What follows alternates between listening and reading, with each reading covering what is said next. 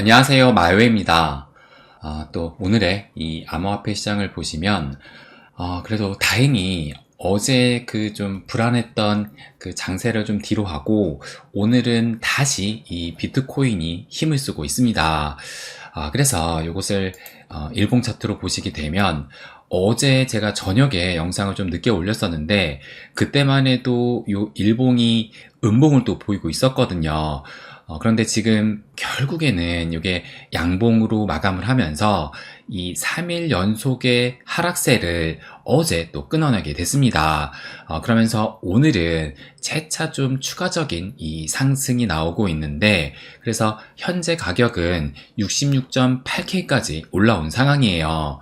그래서 제가 늘 좀 그 기준으로 삼고 말씀을 드리는 요 51선을 지금 보시는 것처럼 정확하게 터치를 한 다음에 이렇게 말아 올리면서 지금 아래 꼬리가 길게 달렸다라는 것을 알 수가 있고, 그러면서 요 저점을 이은 이 상승 추세선도 마찬가지로 정확하게 터치를 하면서 이 상승의 흐름을 또 깨지 않았다라는 것을 알 수가 있어요.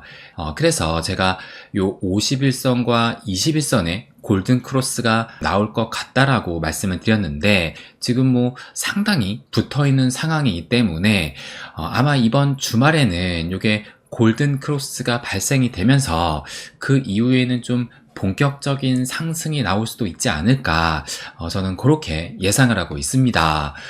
그래서 제가 어제 영상에서 이 폭락 예고 경고등이 떴다. 그러니까 이 나스닥 마이너스 3%가 뜬 것이 거의 지금 2년 만에 떴기 때문에 이것에 대해서 지금 이 투자자들의 투자 심리가 좀 급격하게 위축이 됐다라고 말씀을 드렸었는데, 그렇다면 어제 이 미 증시는 어떻게 마감이 됐는지 그것도 체크를 해볼게요. 그래서 보시는 것처럼 나스닥 같은 경우는 어제도 뭐 마이너스 0.9%니까 1% 가까이 하락을 했습니다. 그래서 그 전날에 뭐 마이너스 3% 이상 그렇게 크게 하락을 한 것은 아니지만 일단 어쨌든 좀 그 하락 추세를 이어가기는 했어요. 그런데 미 증시의 히트맵을 보시게 되면 보시는 것처럼 이 빅테크의 이 기술주들이 좀 유독 이렇게 짙은 빨간색을 보이면서 이들이 좀 크게 빠졌다라는 것을 알 수가 있고, 그에 반면에 지금 중소형주들은 뭐 울긋불긋하기도 하지만 그래도 대체로 이 초록색의 상승이 많기는 했습니다. 그래서 다시 이걸 보시게 되면 다우존스 같은 경우는 뭐 소폭이긴 하지만 0.2%의 상승으로 마감을 했어요. 그러니까 지금 뭐 전날에 마이너스 3%의 비교적 큰 하락이 나오긴 했지만 그 이후에 지금 뭐 이렇게 중소형주 같은 경우는 그래도 상승을 보였다라는 것을 봤을 때 뭐 시장 전체가 무너지는 것은 아니라고 볼 수가 있는 것이고, 그래서 저는 그간 이 빅테크들이 많이 오르긴 했잖아요. 그래서 그간 많이 올랐던 이 빅테크들의 자금들이 일부 빠지면서 이런 중소형주로 몰리게 되면서 이 미 증시로 봤을 때는 좀 순환 매장이 일어나고 있지 않나라고 생각이 들고, 여기에서 가장 또 좋은 이 베스트 시나리오로는 이 빠진 자금들이 암호화폐 시장으로 좀 흘러들면서 이제 본격적인 암호화폐 시장의 그 상승세로 좀 이끌 수도 있지 않을까, 저는 그 부분도 기대를 하고 있습니다. 그래서 제가 어제 영상에서 2022년 그 폭락장이 나왔을 때도 직전 고점까지 회복을 한 뒤에 60% 이상 상승을 하고 나서 그 이후에 2022년에 폭락이 나온 것이다 라고 말씀을 드리면서, 그런데 지금은 이 2021년 말 2022년 초 그때의 고점을 회복을 하고서 지금까지 뭐 고점 기준으로 15%밖에 상승을 안 했기 때문에 이것으로 봤을 땐 아직은 이 버블의 정점은 아닐 것이다. 그러니까 뭐 암호화폐 시장으로 봤을 때는 이 사이클의 정점이 아직은 아닐 것이다. 이렇게 말씀을 드렸어요. 그래서 전반적인 자산 시장이, 그러니까 미 증시라든지 암호화폐 시장, 부동산 뭐 이런 전반적인 자산 시장이 같은 방향성으로 간다고 봤을 때 좀 더 상승이 나와야만 그때 가서야 이 큰 하락을 우려해야 되는 시기가 아닌가, 저는 여전히 또 그렇게 보고 있습니다. 그래서 지금 뭐 비트코인 같은 경우는 그래도 지금 상승을 이어가고 있는데, 그런데 여러분 체감상은 아직은 실감을 못 하실 거예요. 왜 그러느냐, 요것이 지금 비트코인 도미넌스 차트거든요. 그런데 지금 보시는 것처럼 어제 비교적 긴 양봉이 나오면서 지금 이 캔들 마감상으로 봤을 때 요때, 그러니까 2021년 요 알트 대불장 요때 이후로 지금 현재 가장 높은 비트 도미를 또 경신을 했습니다. 그렇기 때문에 지금 이 비트 도미가 크게 올랐다라는 얘기는 상대적으로 알트들이 힘을 못 썼다라고 볼 수가 있어요.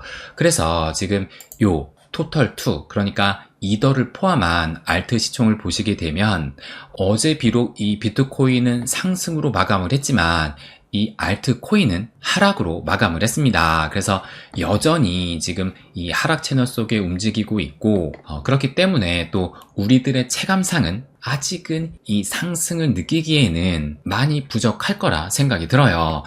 그런데 제가 뭐 늘 말씀드리지만 결국에는 비트가 살아나야지 이 알트코인도 따라서 상승을 할 수 있기 때문에 일단 지금은 좀 이 비트를 응원해 줄 수밖에 없다라고 생각을 합니다. 그래서 이 비트코인 먼저 요 하락 채널을 벗어나서 상승을 이어나가게 되면 그때는 또 확실히 이 투자 심리가 개선이 되기 때문에 이 알트코인 역시 그때서야 좀 큰 상승이 나오지 않을까, 저는 그렇게 또 예상하고 있습니다.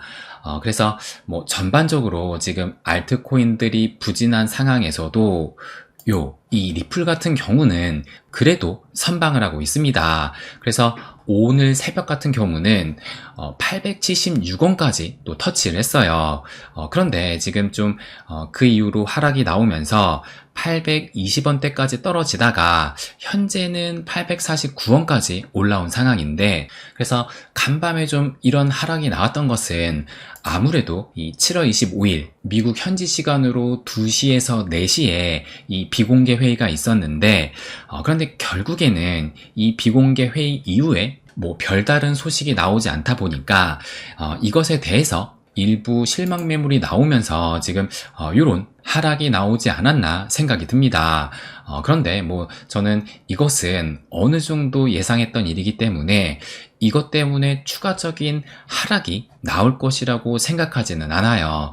그러면 지금 요 달러 기준 차트로 한번 보시게 되면 작년 7월달 이후로 지금 긴 이 하락 추세선 속에서 계속 좀 움직이고 있다가 최근에 좀 상승을 하면서 요 하락 추세선 요 상단을 몇 번을 지금 두드렸었는데 결국은 실패를 하면서 지금 여전히 이 하락 추세를 또 못 뚫고 있습니다.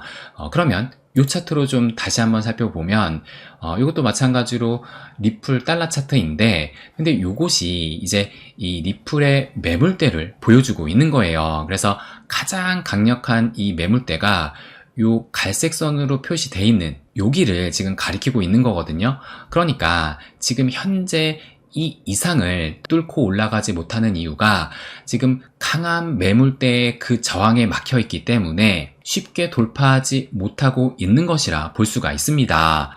그럼에도 지금 보시는 것처럼 이 저점은 계속 좀 높여주고 있는 상황이기 때문에 결국에 이 매물대를 소화하게 된다라면 저는 충분히 이 매물대를 뚫고 상승이 나올 수 있다라고 생각을 해요. 그래서 지금 이곳이 강한 매물대이기 때문에 지금 현재는 강한 저항으로 작용을 하고 있지만 일단 여기를 뚫고 난 이후에는 그때부터는 강한 지지의 역할을 하면서 추가적인 큰 슈팅이 좀 나올 수도 있지 않을까, 저는 그렇게 또 예상을 하고 있습니다. 그러면 요 리플 BTC 페어도 체크를 해보게 되면 마찬가지로 지금 작년 7월 이후에 계속 이 하락 추세선 안에서 움직이게 되면서 제가 이전에도 말씀을 드렸지만 정말 1년 동안 단 한 번도 상승을 보인 적이 없습니다. 그런데 지금 보시는 것처럼 이번 달은 상승이 나오면서 그 상승률이 한 19% 정도 보이고 있어요.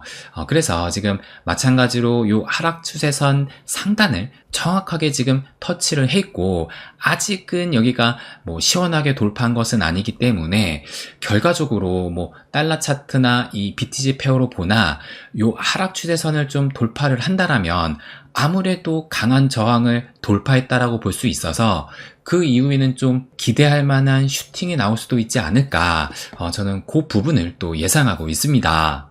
그래서 개인적으로는 지금 가격이 한 840원대를 보이고 있지만 소송 전까지 이 저항대를 좀 돌파를 하면서 뭐 마음 같아서는 뭐 1000원대까지 좀 상승을 하고 그 이후에 최종 판결이 나온 이후로 보다 큰 상승이 나오면 좋겠는데, 그런데 뭐 1000원까지는 아니더라도 일단 최종 판결 전까지는 요 저항대를 넘겨주면서 그래도 이 900원까지만 안착을 해도 그 이후에 큰 상승을 기대할 수 있지 않을까, 저는 그렇게 또 생각하고 있어요. 그래서 지금 현재 이 리플의 주요 관전 포인트는 과연 이 888원 요 가격을 뚫어주면서 900원까지 안착을 하느냐, 그것을 좀 주의 깊게 보면 되지 않을까 생각을 합니다.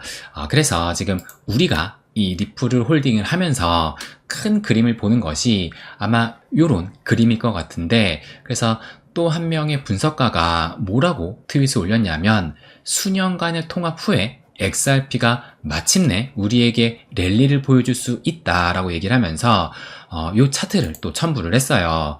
그래서 지금 2014년부터 현재까지의 이 리플 차트를 지금 보여주면서 A, B 두 번의 고점을 찍은 다음에 큰 슈팅이 나왔고, 이번에도 마찬가지로 17년도, 21년도 고점을 찍은 다음에 그 다음에는 요때도 이제 축적의 기간, 그리고 요때도 축적의 기간으로 볼 수 있으면서 이제는 큰 슈팅이 나올 차례다, 요것을 또 의미하고 있는 겁니다. 그리고 저 역시 이 그림은 충분히 나올 수 있다라고 생각을 해요. 그래서 제가 처음 이 리플을 발을 들여놓은 것이 요때였고, 그런데 뭐 요때는 리플이 주종목이 아니었다가 아마 요쯤부터 제가 본격적으로 리플 홀더가 됐는데, 그렇게 보면 정말 오랫동안 홀딩을 했습니다. 근데 여러분도 마찬가지일 거예요.